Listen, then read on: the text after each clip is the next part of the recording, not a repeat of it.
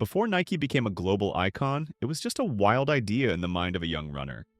No investors, no fame, just a trunk full of shoes and a dream big enough to change the world. Because sometimes the smallest spark can start the biggest revolution. This is how Nike began. What does it take to change the world? $1 billion, a lucky break? Or maybe just a single idea and the courage to chase it? Because once upon a time, before the swoosh, before the fame, before the billion-dollar empire, there was a young man driving around Oregon with nothing but a trunk full of running shoes and a dream. He wasn't a CEO, he wasn't a marketing genius. He was just a runner who believed that good shoes could make people faster. And that belief would ignite one of the greatest revolutions in sports history. This is the story of Nike. A story about vision, risk, rebellion, and the relentless pursuit of motion. The year is 1962. Phil Knight, a former track athlete from the University of Oregon, boards a plane to Japan. He's got an idea what to import high-quality, low-cost running shoes to the United States. He meets executives from Onitsuka Tiger, the company behind what we now know as ASICS, and convinces them to let him sell their shoes in America. When he returns home, he creates a company with his former coach, Bill Bowerman. They call it Blue Ribbon Sports. Their first office? Phil's parents' basement. Their first warehouse? The trunk of his car. Knight sold shoes at track meets, one pair at a time. Bowerman experimented with shoe designs in his kitchen, even pouring rubber into his wife's waffle iron to make better traction. That homemade experiment would later become the Waffle sole, a Nike trademark. Two dreamers, one vision, and a trunk that carried the future. By 1971, Blue Ribbon Sports is ready to step out on its own. Phil Knight needs a logo, something simple, fast, and powerful. He hires a young design student named Carolyn Davidson. She sketches a curved check mark, meant to represent movement and speed. The price? $35. That small swoosh would one day be worth billions. But more importantly, it would come to represent ambition itself.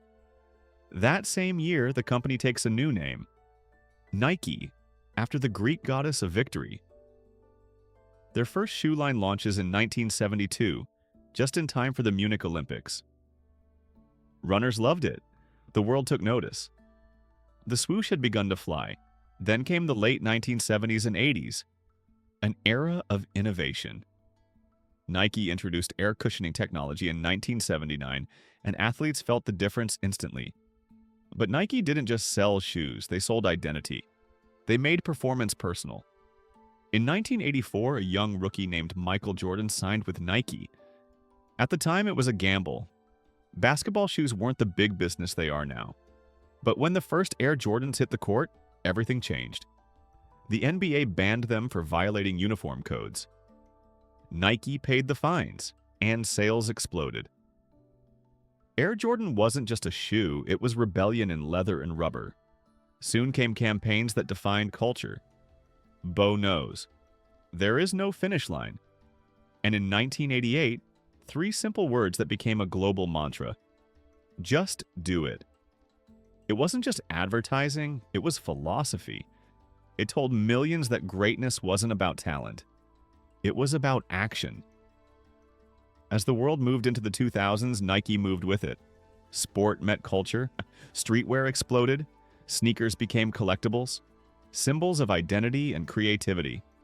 Nike connected with artists, musicians, and designers, from Kanye West to Virgil Abloh, turning performance gear into cultural currency. Sneakers weren't just for running anymore, they were for belonging. Meanwhile, Nike's innovation never stopped. Flyknit technology reduced waste and weight. Nike plus connected shoes to smartphones. By the 2010s, the company wasn't just making products, it was creating experiences. The 2020s arrived and Nike embraced the digital revolution head-on. Apps like Nike Run Club, Nike Training Club, and SNKRS turned fitness into a community. Millions of users tracked progress, shared achievements, and joined global challenges, all powered by one brand. Then came a new mission, Move to Zero. zero carbon, zero waste, a bold step towards sustainability.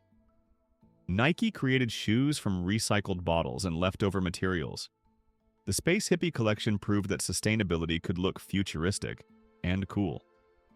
They showed the world that innovation and responsibility could run side by side. By 2024, Nike used AI to design and test shoes before they existed. Algorithms predicted performance, reduced waste, and custom-fitted comfort. Factories became smarter, cleaner, nearly carbon neutral. But despite the robots, data, and code, the heart of Nike stayed human. It's still about that same spark: belief, courage, and motion. Because when you see that swoosh, you don't just see a logo. You see a journey of runners, dreamers, rebels, and creators. From a student who drew a logo for $35, to a coach who poured rubber into a waffle iron, to athletes who dared to push the limits of what's possible. Nike's story proves that progress never stops. That courage and creativity build empires, and that one good idea, acted on, can change everything. So, what's your swoosh moment? What dream is sitting quietly in your own trunk of ideas, waiting for you to just start? Because if they could turn a waffle iron into a revolution, imagine what you could do. Just do it. If you enjoyed this story, subscribe for more journeys behind the world's greatest brands. And discover how ideas, courage, and creativity shape the companies that shape our world.